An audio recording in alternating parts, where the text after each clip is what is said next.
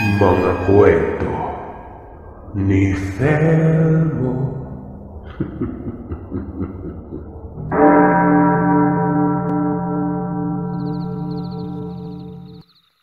Mapagpalang araw sa inyo mga kagiliw. Ganon din po sa inyo, Sir Seth. Itago niyo na lamang po ako sa pangalang Kirby. Itong ibabahagi kong kwento ay patungkol sa personal kong karanasan.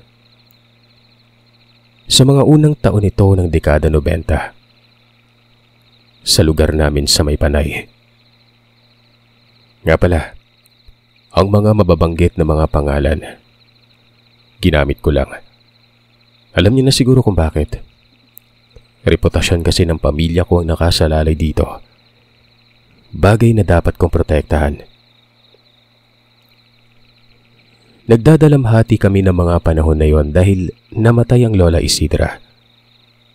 Natagpuan na lamang itong wala ng buhay sa ilalim ng silong ng bahay nito, sa bukid ng Panay. Iniisip lamang na baka hinimatay lamang ito at hindi na nagising pa. O hindi naman kaya natutulog lamang yun sa silong tapos inatake. Yun din ang mga opinyon ng mga kapatid ng tatay ko. Sa side kasi ng tatay Romano ko itong si Lola. Hindi pinaimbalsamo ang Lola. Gawa ng may nasabi daw ito sa tiyuhin ko nung nabubuhay pa siya, na kapag pumanaw siya balang araw, huwag imbalsamuhin. Higit sa lahat, doon lang siya magpapalibing sa gilid ng bahay kung saan ito ang tirahan ng abuelo ko. Naunang namatay si Lolo. Namatay yon gawa ng nagkaroon ng kabangayan. Natagpuan yung bangkay niya malapit sa isang nayon na maraming taga ng itak. Tapos, may napatay din siya. Bali, nakapanabla o nakapamatas kung tawagin sa amin. Ayun na nga, kahit yon ang kahilingan ni Lola, binigyan pa rin namin siya ng magandang libing. Yung tipong maganda ang kanyang kabaong, pero doon pa rin sa gilid ng bahay inilibing. Ang tumira sa bahay ng Lola ay itong tiyo ko na binata pa, si Tiyo Rambo. Namiss ko ang Lola. Napakabait nito sa akin at sobrang palabiro. Sa tuwing wala akong klase noon, makikita ako doon lang sa bahay. Nawiwili ako sa Lola ko. Mas gugustuhin ko pa na makasama siya lagi kaysa sa mga magulang ko na parang may mga sariling mundo. Hindi kasi halos kumikibo sa bahay namin. Yung tipong ang tatahimik nilang dalawa. Pagkatapos ko ng high school, nagpaalam ako na doon ako magbabakasyon sa lugar ng Lola ko. Bali nasa bayan kami banda. Tapos isang sakayin lang ng habal, makakarating na sa tahanan ng Lola. Plano ko noon ay mga 2 buwan na bakasyon. Pumayag naman ang mga magulang ko. Ayun na nga't natuloy yun pero iba ang bumungad sa akin. Pinapauwi ako noon ni Tia Maribel. Ang sabi nito ay may hindi daw maganda ang nangyari sa bahay ni Lola. Mas maigi daw na umuwi na ako. Siyempre, naglipa na ang mga katanungan ko noon. Pero hindi naman ako masagot ng diretsyo. Basta, umuwi ako. Hanggang sa sumabat ang Tiyo Rambo noon na siya na daw ang bahala sa akin. Hanggat naroroon daw siya ay walang mangyayaring hindi maganda. Gulong-gulo ang isip ko noon. Ano ba talaga? Bakit may hindi magandang nangyayari? Ni isa sa kanila ay hindi makasagot ng diretsyo. Yung tipong lumilihis ng paksa. Halatang halata na may inililihim sa akin noon. Siyempre may takot ako kasi nga makikita naman sa mukha nilang pagkabalisa. Pero noong tumambay na ako roon ng mga 3 araw, wala namang kakaiba. Maliban na lamang sa panay sindi ng kandila ng Tiyo Rambo sa puntod ng Lola. Nangyayari ito pagsapit ng takip silim. Kung minsan pa, dun ito natutuloy sa mismong ibabaw ng puntod. Napapadako ako noon sa mga pinsan ko, sa kapatid ng lolo ko na si Lolo Arding at iba pang kaanak. Alam nyo, lahat sila sa tingin ko nag-aalala sa akin. Ang kapatid ng lola ko ay pangalanan nating Lolo Arding. Takang-taka ako na may halong gulat nang sabihin ito sa akin na, "Dong Carvey, wag kang lalabas ng bahay sa gabi ha. Hanggat maaari sa loob lang. At kung may maririnig kang mga kagaskas, hayaan mo na." "Bakit po, Lo?" Tanong ko naman. May mga bagay na mahirap ipaliwanag. Mga nilalang na sa tingin ng iba ay hindi totoo.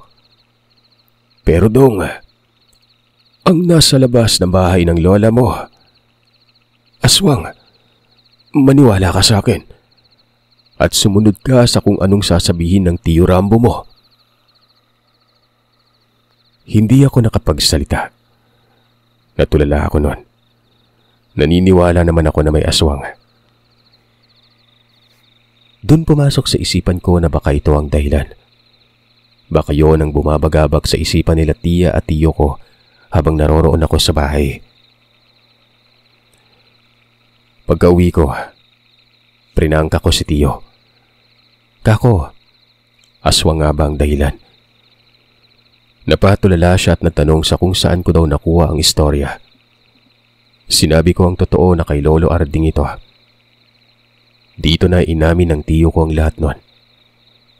Totoo umano na may aswang na gabi-gabing umaaligid sa bahay ng lola. Yun umano ang totoong dahilan. At tama ako. Dagdag ng tiyo, wag daw akong mag-alala dahil hindi naman daw ako sasaktan. Basta wag lang akong lumabas ng bahay sa gabi nun. Malinaw na malinaw ang litanyang yon. Naroroon ng takot siyempre. Pero malakas ang kurisidad ko noon kaya nagka-interes ako. Gusto kong masilayan kung ano ba talaga itong aswang. Mga ilang gabi na akong nakikiramdam noon.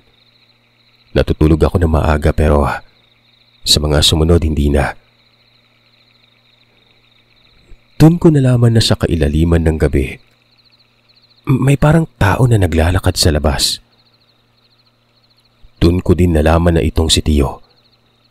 Gising sa mga oras na ito. Naroroon siya nakapwesto sa may beranda. Ito kasing bahay ni Lola, Sir Seth. Isang palapag lang pero nakaangat ng halos isang tindig ng tao ang sahig sa lupa. Medyo malaki ito gawa ng may 2 silid yun. Malawak na sala at beranda. Ang sahig nito ay gawa sa tabla. Ang mga bahay na makikita sa malapit ay ang mga bahay ng tiya at tiyo ko. Bale, 3 sila doon ng mga kapatid ng tatay ko. At itong si Tiyo Rambo ang pinakamalapit. Ito din ang tumira na sa bahay ng lola dahil nga kailangang mapangalagaan yon. Ang umuuko pa sa kabuuan ng lupa ay ang mga saging, niyog, kawayan at mga tanim na mahogany. Nasisilip ko ang tiyo. May bitbit siyang itak nun. Nakikita ko talaga ang pagsimangot ng mukha niya. Maya-maya pa, nagsalita ito mag-isa. Pero nagulat ako. Gawa ng, wag na wag kayong makalapit ng gusto. Hindi kayo makakauwi sa inyo kapag ginawa niyo yun. Doon ko napagtanto na aswang ang kausap niya. Akala ko'y nag-iisa lamang ito. Pero base sa pananalita ni Tiyo, parang marami. Binuksan ko ng konti ang bintana. Sinilip ko ang labas. Nakikita ko ang puntod ni Lola. Pero sa unahan ay may naaaninag ako ng mga figura ng tao. 4 yon. Nasa magkakaibang posisyon. May nakaupo sa lupa. May parang nakadapa habang nakatuwad. At yung dalawa, magkatabi na wari nag-uusap. Gaya ng sinabi ko, may ilaw sa likuran banda. Doon mismo sa tapat ng puntot. Kaya nasisilayan ko sila nun. Kabadong-kabado ako nun. Hindi ko inaalis ang paningin sa mga ito. Hanggang sa lumapit yung nakadapa sa lupa. Sa maniwala man kayo o sa hindi, nang tamaan ito ng liwanag, napaihiya ko sa sobrang kilabot. Nakahubot-hubad yon. Mabalahibo ang dibdib.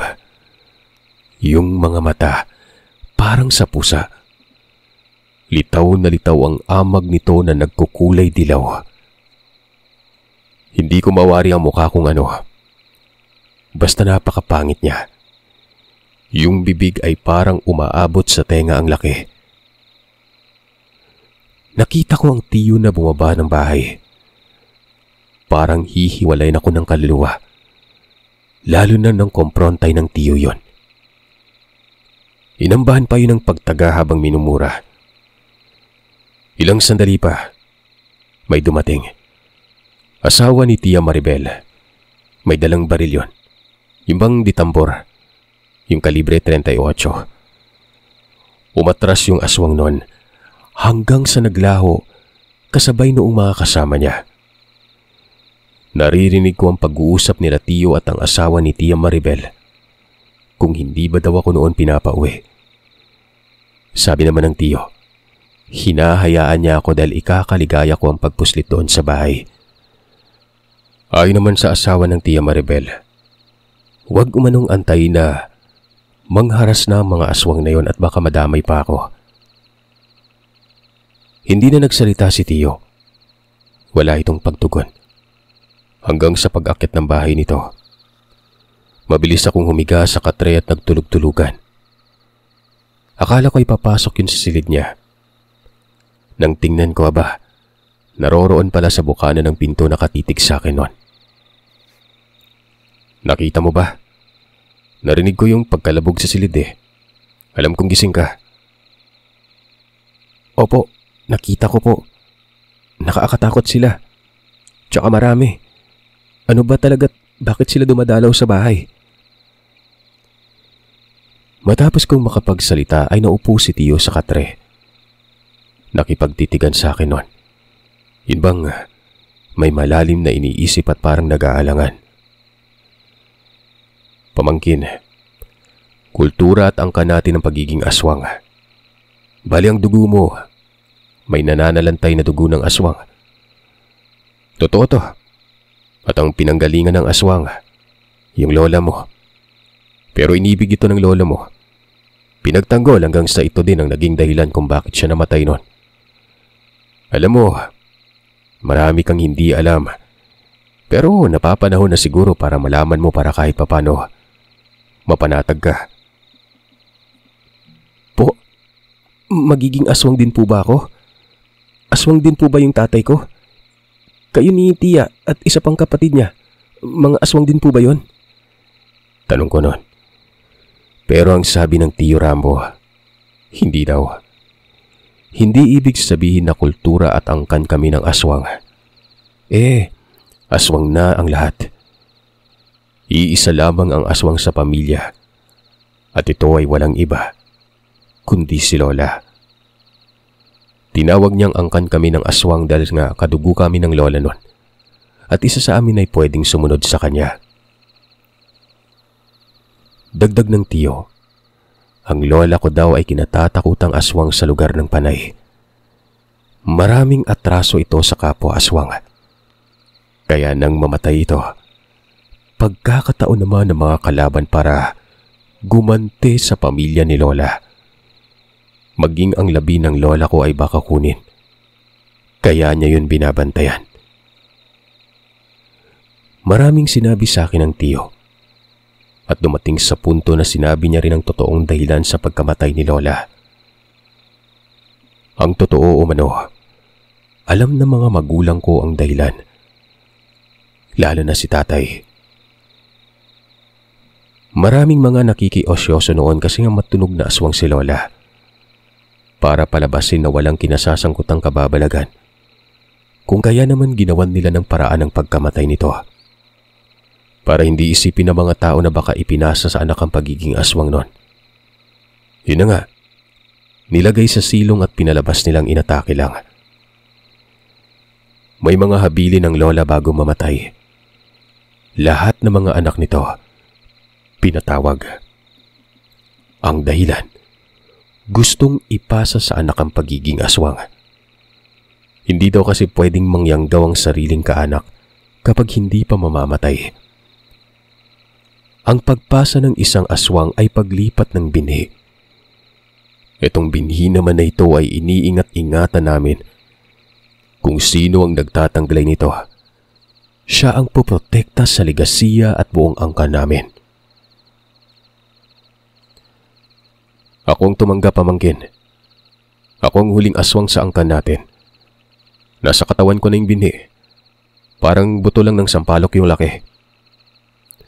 Isa ako sa dahilan kung bakit yung dumadalaw dito. Yung mga aswang. Hindi pa ako buong aswang.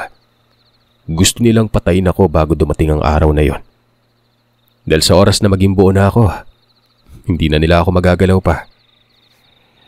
Ang tatay mo sana yung sasalo kaso ako ang umako kasi nga may pamilya si Kuya Romano. Ako na lang. Hindi naman talaga ako mag-aasawa eh. Takot na takot ako nun, Sir Seth.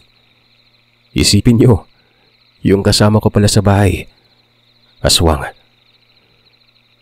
Naroroon na rin at wala na akong mapagpipilian kung hindi paniwalaan at tanggapin yon. Tinanong ko ang tiyo kung kailan siya magiging buo.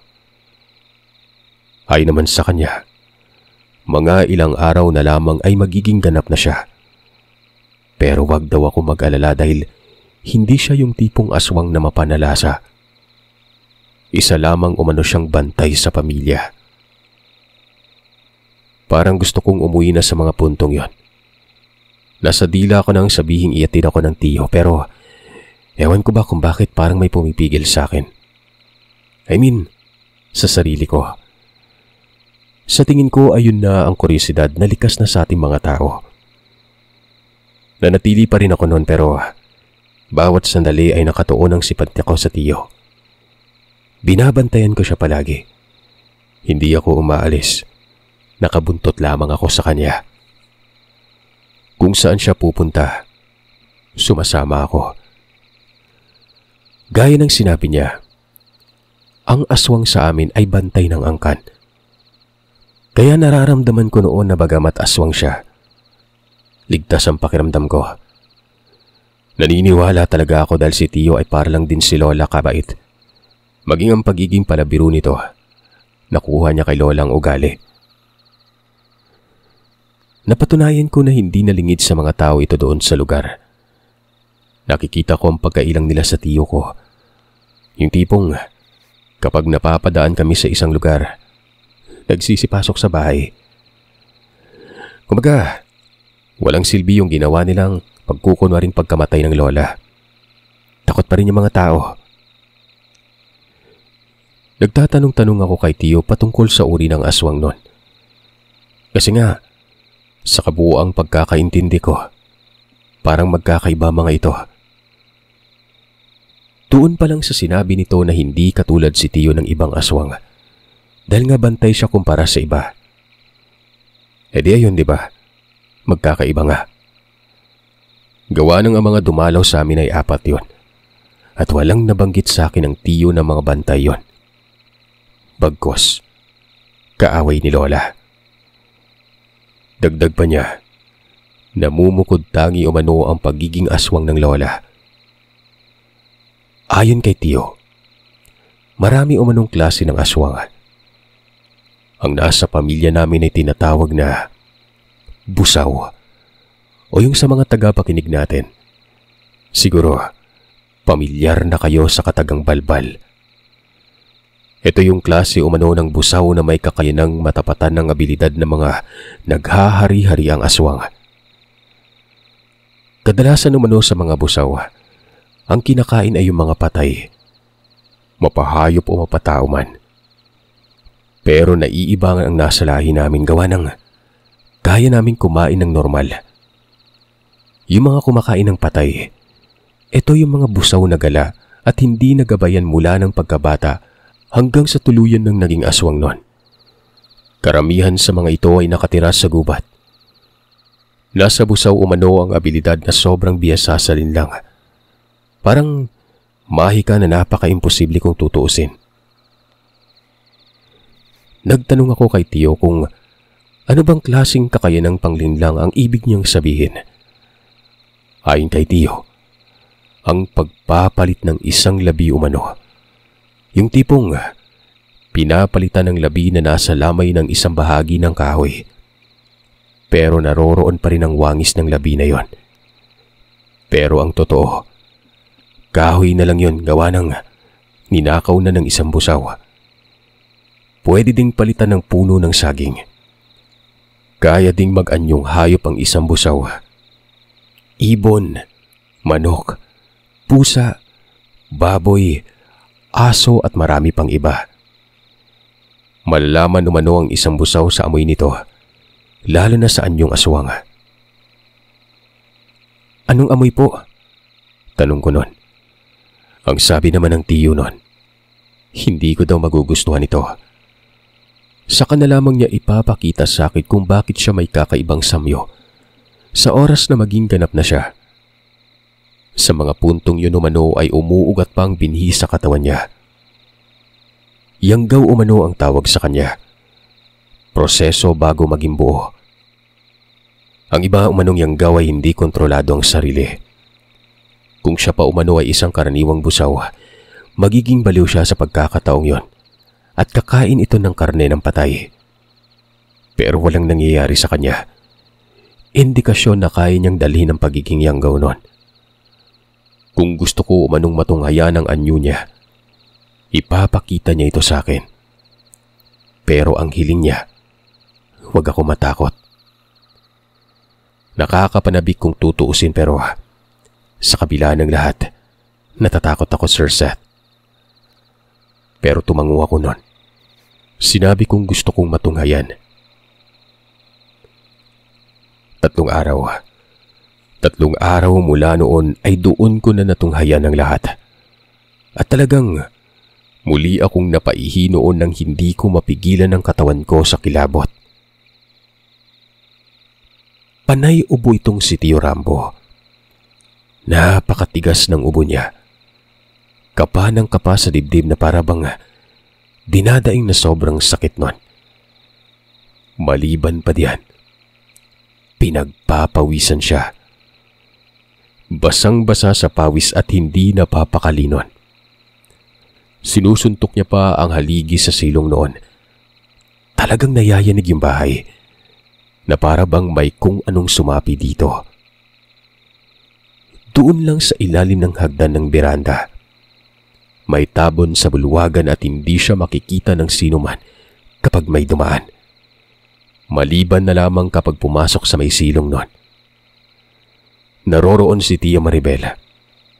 Balisa ito at nakatitig lamang kay Tio. Gabi yon. Sa pagkakaalala ko ay pasado 8:00 na. Hanggang sa napaupo sa lupa ang Tio at nanghingi ng tubig nun. Dali-dali naman akong nautusan noon at yun na nga. Kumuha ako ng isang pitsyel. Mantakin niyo, halos maubos yun ni Tio. Walang kontrol ang pag-inom niya, nawari ba'y uhaw na uhaw. Natatapon kasi ang tubig at tumaabot pa sa ilong niya.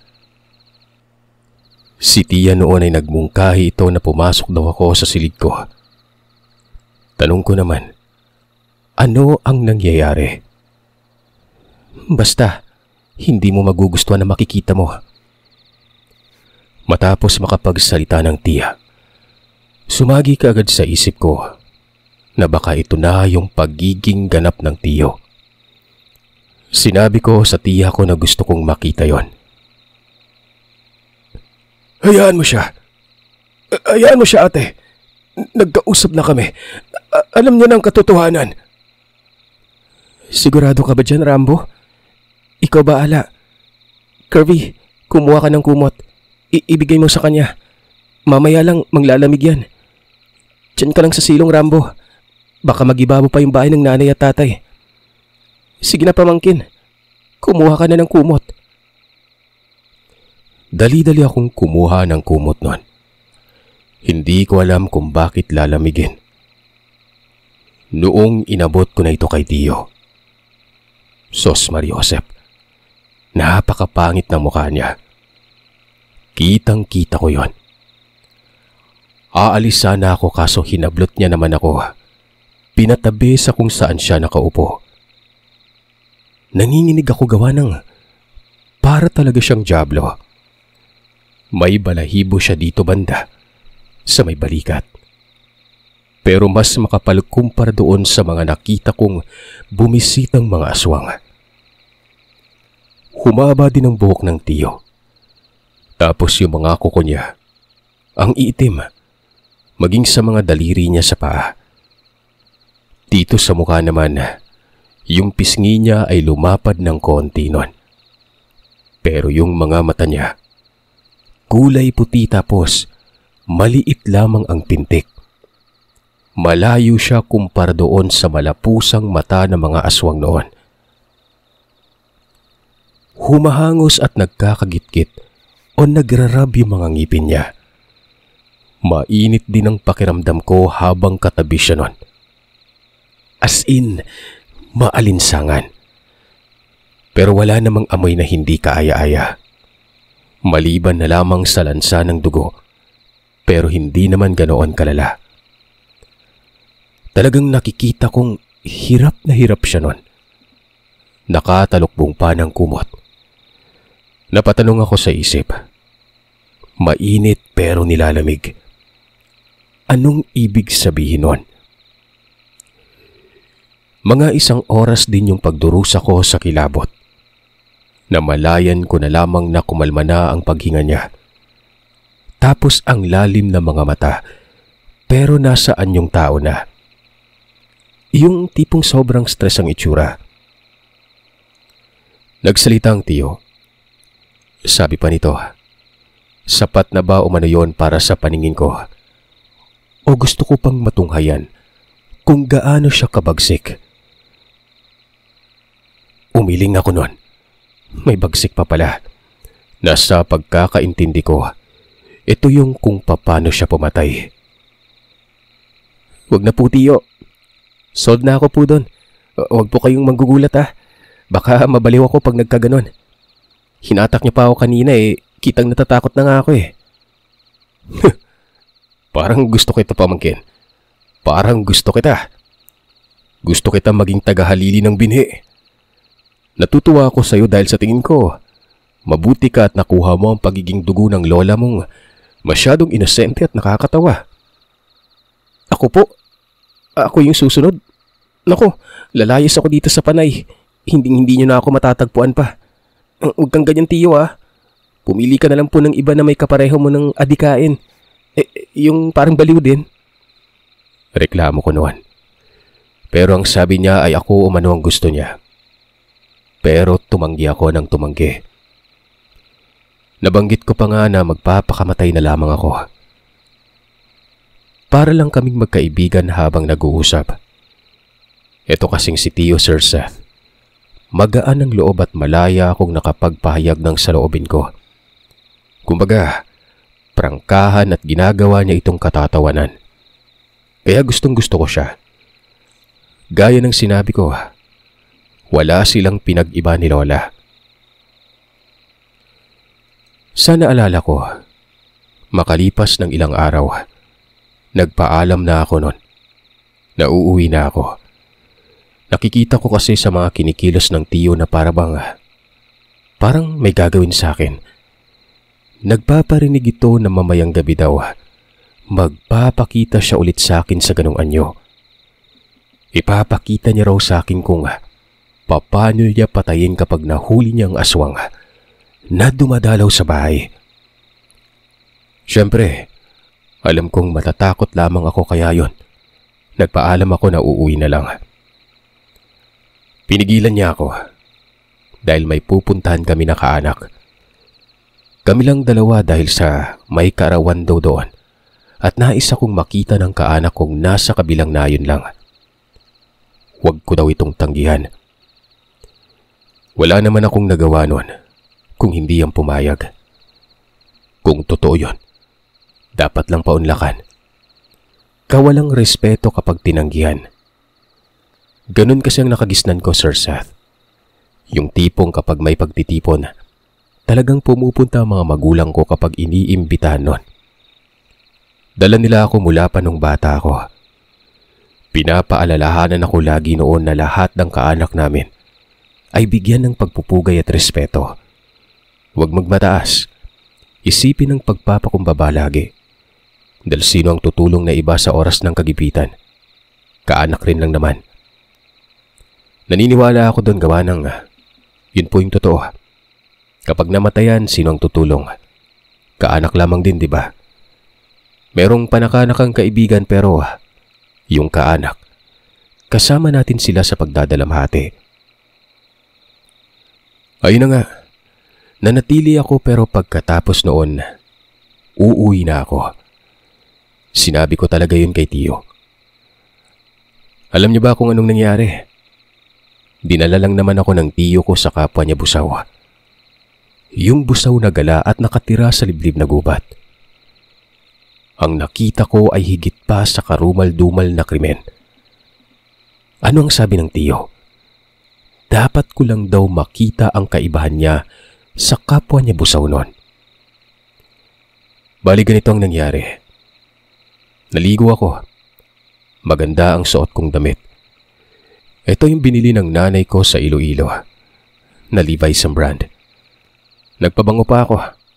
Yung uso noon na Paris Interlude or Paris Interlude. Inaantay ako ng tiyo sa labas. Wala siyang suot na maayos. Nakapambahay lang. Hindi pa nga ata naliligo at talagang nagtaka ako noon. Sabi niya naman, nasanay na siyang ganoon ang kasuotan. Yung tipong kaswal lang. Hindi naman ako nagreklamo. Ako lamang ang pinagtitinginan ng mga kaanak namin doon habang napapadaan kami sa may lupain. Saan ba daw ako pupunta? At ang gara umano ng suot ko. Hindi naman ako pinagtatanggol ng tiyo. Natawa pa ito. Banas ako pero tiniis ko na lamang yon. Sabi ko sa sarili ko, bukas na bukas din ay uuwi ako. Takip silim na noon at napapansin kong tila hindi naman kami patungo sa kabilang nayon. Pasukal ng pasukal ang dinadaanan namin at alam kong ang tatagusan ng lugar, isang sementeryo. Kako, saan kami pupunta? Kasi nga, yung duro ng tiyo ko sa ibang direksyon yon noong nagkausap kami. Hindi naman nagsasalita ito.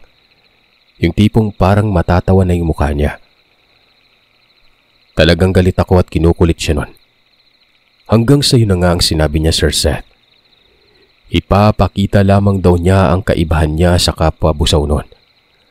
Ipapakita niya sa akin kung ano ang ginagawa ng mga ito kumpara sa ginagawa niya. Busaw ako. At may nararamdaman akong kauri kong nagmamasid sa atin. Yang mga yan, may atraso ang lola mo. Yung lola mo, tinatabla ang kauri basta mali yung ginagawa. Ngayon, kapag umuwi ka, wala kang proteksyon sa akin at malamang sasaktan ka. Siyempre, mga agat yung mga yan. Masakit ang kagat ng busaw pamangkin. Malaki ang bibig. Kayang isubo yung ulo mo. Takot ni Tito sa akin nun. Hindi na lamang ako kumibo pa. Pero alam kong pinagkakatuwaan na ako nito. Nung malapit na kami sa sementeryo, pumuslit kami sa isang banda. Sumuksok sa madamo na hindi makikita ng kung sino. Nagtanong ako sa kung ano ba ang gagawin niya. Hindi siya nagsalita nun. May kinuha siya sa kanyang bulsa. Garapa na kulay itim. naaamoy ko dito yung parang singaw sa imburnal. Napakabaho nun. Hanggang sa binuksan niya ang takip at nagbuhos sa kanyang palad sa kung anong laman ng garapa, na siyang sumabog ang amoy sa mukha ko. Parang dinamita sa lala ang baho nito. Hindi ko mawari kung dumiba o patay na hayop ang amoy. Basta, nakakasulasok yon. Nawala ang amoy ng pabango ko. Tinalo ng samyunon. Napasuka pa nga ako nang itapat niya sa ilong ko yung bunganga ng garapa. Talagang sumagi pa sa labi ko. Napamura ako at kamuntikan ko siyang masuntok. Nakangisi na parang natutuwa pa. Ito na yung sinasabi kong amoy ng isang busaw. Mas malala yung amoy ko kumpara sa iba. O di ba? Nagtanong ka sa akin patungkol dito. O ayan, nagustuhan mo ba? Matapos niyang makapagsalita, ipinahid niya ito sa kanyang katawan. Sa leeg, sa dibdib, sa mukha, sa mga singit, sa kanyang ano. Basta, pati yung ano niya pinahiran niya. Para akong hihimatayin doon. Wala nang matinong hangin sa lugar. Gusto kong umalis pero hinahatak niya naman ako. Huwag daw akong aalis nun. Maya-maya pa ay unti-unting nagbabago sa paningin ko ang tiyo. Nag-anyong aswang siya sa harapan ko. Pero hindi yung tipong hirap na hirap nun. Nakangisi yun. Nakabungad talaga ang mukha nito. Ayon sa kanya, ang gamit daw noong langis ay pangpalabas ng aswang sa katawan niya. Nagtanong ako kung bakit nakapag-anyong aswang siya noon nang hindi niya ginagamit yon. Galit na galit ako eh. Baka kasi sinadya niya yon dahil naroroon ako sa tabi niya. Baka gusto niya lang napaamoy sa akin yon. Hindi ko na ipaliwanag sa'yo. Yun ang unang labas ng anyo ko dahil nabuo na ang bini sa katawan ko. Pero pagkatapos noon, babalik na ako sa normal. Kailangan kong gamitin itong langis para maging ganun ulit ako. Malakas ako kahit hindi nagaan yung aswang. Pero mas malakas kapag nasa anyo na talaga. Mas umaantig ang kabangisan ko at kagustuhan pumatay. Paliwanag ni Tiyo. Dagdag niya, isa ding gamit ng pamahid ay pambulag sa kapwa aswang. Ang pang-amoy kasi ng isang aswang umano, kapag nasa anyo ng halimaw, namumutawi lamang rito ang pagkain, lalo na sa mga sanggol na nasa sinapupunan, sa mga taong napapagala, sa mga hayop at sa mga bangkay. Kaya hindi siya papansinin ng mga ito sa oras na makalapit siya sa kapwa aswang. Maliban na lang sa pag-amoy ng isang tao, talagang malalaman ka agad na may aswang sa paligid nun. Nakakalito, Sir Seth. Hindi daw mamamataan ng kapwa niya aswang. Sa amoy na yon, hindi ko alam kung totoo ba ang pinagsasasabi niya na iba ang pang-amoy ng kapwa aswang, kung kaya na itatago nila ang sarili sa mga ito sa oras na magpahid sila nun. Dito sa puntong ito ay hindi ako kumbinsido. Pero doon din sa puntong yon, ang ginagamit para maging aswang, naniniwala ako doon. Pagkatapos noon ay naglakad si Tiyo. Hindi ito nagsasalita. Walang sabi-sabing tumayo at umalis. Ako naman ay walang magawa kung hindi ang sumunod sa kanya. Para bang nasanay na lamang ako sa amoy niya ng mga panahon na yon. Katagalan kasi naging normal na lamang sa ilong ko ito. Nung makarating kami sa bulwagan ng sementeryo, nagmungkahi ang Tiyo na mag-antay muna kami ng mga ilang saglit nun. Kasi nga daw, mamaya pa darating ang ibang aswang. Madilim, pero may ilaw naman doon sa kanto ng sementeryo. Hindi na ako nagsasalita sa kanya. Wala na akong reklamo. Ang sinabi niyang saglit lang. Tingin ko, mga 12:00 na yon. Sobrang tagal kaming nagantay. Saka pa lamang siya nagsabi na sumunod daw ako sa kanya. Mabilis siyang gumapang. Parang baboy ramo na nakarating kaagad sa likod ng isang puntod. 2 umano ang aswang sa loob ng sementeryong yon. Nagtanong naman ako sa kung anong ginagawa ng mga ito. Siyempre, kakain. 1 beses sa 1 buwan sila kumakain ng bangkay. Kadalasan mga ninakaw nila sa mga lamay at dinadala sa sementeryo. Dito lang kasi nila tinatago yung mga tira nila eh. Tinatago sa mga puntod. Kung minsan kapag hindi sinuwerteng magnakaw kinakalkal nila yung puntod ng bagong libing. Nasabi ko naman sa iyo yung katangian na magaling manlinlang, di ba? Ito na yung araw na yon. Pakiramdam ko, may dadukot na naman na labi sa lamay ang mga hinayupak na yan. Bakit niyo po alam, Tiyo? Hindi pa naman natin nakikita. Matalas ang paningin ko, Kirby. Malakas yung pangamoy. Malakas ang pakiramdam ko. Kahit na nagtatago ang mga yan, alam ko ang ginagawa nila. Teka. Di ba sabi mo na gumagamit din sila ng kagaya ng ipinahid mo na parang dumi ng tao? Di ba depensa yun sa kapwa aswang na katulad mo? Bakit niyo po alam? O di ba sinabi ko na, naiiba ang uri ng busaw na meron ng angka natin. Mas malakas at kayang pantayan ang mga nag-aari ang aswang. Katunayan, yung busaw, nabibilang sa pinakamababang uri yan. Pero yung nasa angka natin, namumukod tangi. Huwag ka na magtakang dugyot ka. Ako lang ang kayang kumilati sa kanya. Pero hindi nila ako kayang alamin saan yung aswang. Naniwala na lamang ako noon sa sinabi ni Tiyo. Para na rin mapanatag ako. Kesa naman balutin ko ang isip ko ng puro katanungan na magpapabagabag lamang ng gusto. Maya-maya'y pumanhik si Tiyo. Hinila niya ako sa ibabaw ng puntod na para lang bumitbit ng laruan nun. Napakalakas niya. Inangat niya ang kamay at nakaduro ang daliri sa likod ng isang kapilya. Doon daw kami pupunta para mas malinaw sa aking mga mata ang mga aswang nun. Huwag lamang daw ako lalayo dahil kapag nangyari yon, maaamoy ako ng busaw doon.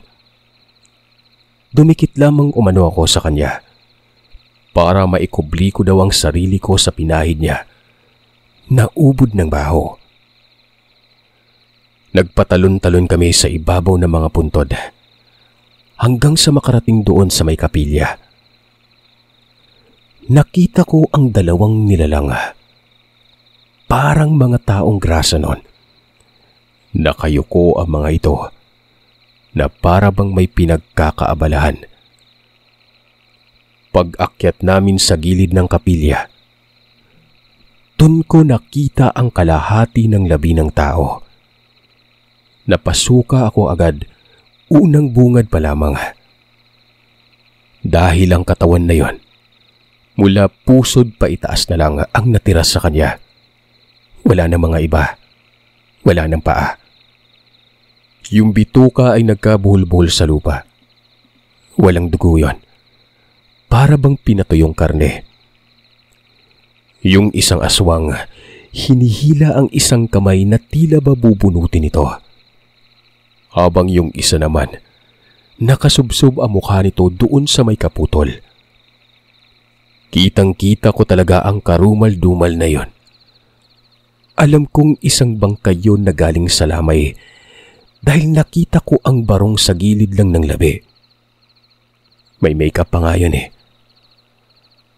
Ang sabi ng Tiyo, yun daw ang kaibahan nila. Hindi siya kumakain ng tao. Hindi halang ang bituka niya. Dagdag pa niya, na bukod sa kaibahan umano niya sa nakikita ko, may papatunayan pa si Tiyo nun. Bigla na lamang itong bumaba. Lumundag yun na siyang ikinagulat ng 2 nilalang. Para bang mga baliw itong gumagapang. Yung muka, napakadumi, nakakadiri.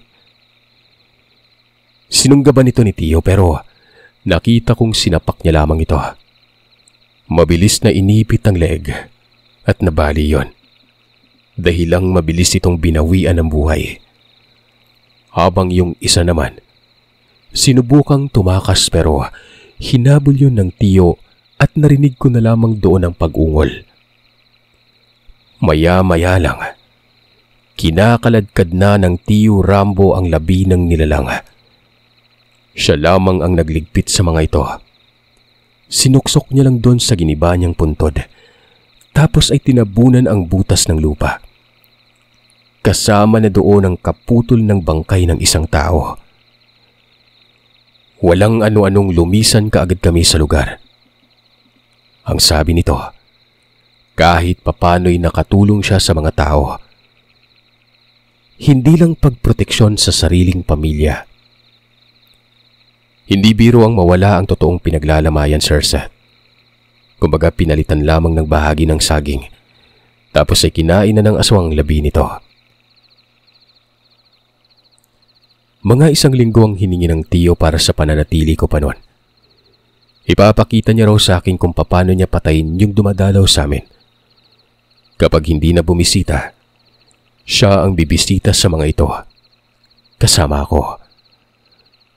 Sabi ko naman, bukas ay uuwi na talaga ako.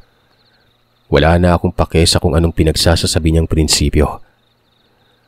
Maganda ang adikain ng Tio pero nakakatakot yon. Kinabukasan kaagad kahit pinipigilan niya pa ako. Lumayas ako. Nabahala nga si Tio noon kasi nga baka ipagsabi ko daw yon. Sabi ko naman ay hindi ko gagawin. Ang dahilan naman kasi kung bakit ako umalis. Natatakot ako dahil parang ginagawa na ako ng Tio na tagapanood sa mga ginagawa niya. Nang makarating ako sa bahay, sinabi ko ito kay tatay. Sinabi niya naman sa akin na mabuti daw yung nalaman ko yung totoo. Dapat ay maunawaan ko mano dahil kultura na ito ng angkan namin noon. Isang araw, kinausap ako ni tatay. Nagkakasakit daw si Tio. At kapag may nangyari dito, posible ko ba daw tanggapin ang binhi nun? Umiling ako at sinabi kong sa iba na lang na may iba namang kaming kaanak nun. Bakit ako pa yung naging tanungan ng tatay na parang ako yung tagahalili? Pero sinabi ng tatay na ako umano ang gusto ng Tio nun. Talagang ipinagdasal ko noon na gumaling siya sa kanyang sakit. Baka kasi ipasa sa akin ang binhi ng aswang nang hindi ko alam. Mabuti na lang at gumaling naman ang Tio. Kaya gumaan ang loob ko noon. Ang sakit niya noon ay komplikasyon sa kidney. Nakapagtataka no, nagkakaroon din sila ng sakit na parang sa tao. Hanggang ngayon, buhay pa si Tio, Sir Seth. Napapabisita pa rin naman ako doon sa bahay nila Lola pero hindi na ako tumatambay ng matagal. Baka takutin lang ako. Tsaka malay ko ba kung malapit na mamatay yon. Tapos ipasa na lamang sa akin bigla ng pasekreto yung binhi, diba? Ang ipinagdadasal ko lamang noon ay humaba ang buhay niya. Yung tipong hanggang sa tumanda na rin ako. Yung tipong alam ko sa sarili ko na hindi talaga mapupunta sa akin ang binhi ng isang pusaw.